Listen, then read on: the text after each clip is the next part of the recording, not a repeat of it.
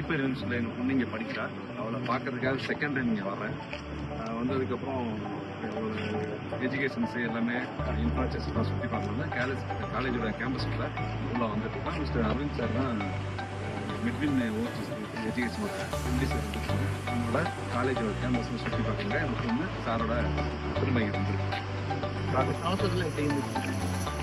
Process எல்லாமே admission ப்ராசஸ்லாம் ரொம்ப சிம்பிளாகவே பண்ணி கொடுக்குறாங்க. பிரச்சனையுமே இல்லை.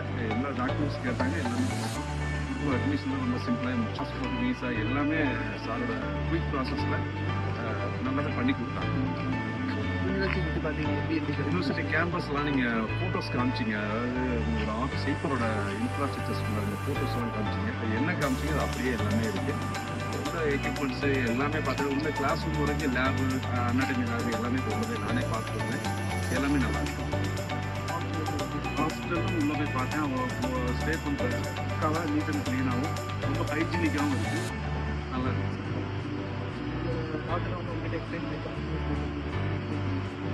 யூனிவர்சிட்டியை பொறுத்தவரைக்கும் எல்லாமே கம்ஃபர்டபுளாக இருக்குது, நல்லா இருக்குது, ரொம்ப சேஃப்டியாகவும் இருக்குது. ஏன்னா காலேஜ் வந்து ஒரு இடத்துலையும் ஹாஸ்டல் ஒருத்தரும் இல்லாமல் இன்னொரு கேம்பஸ்லேயே இருக்கிறதுனால ரொம்ப வெளியில் ஏறி ட்ராவல் பண்ணக்கூடிய ஒரு அலைச்சல் இல்லாமல் இருக்குது.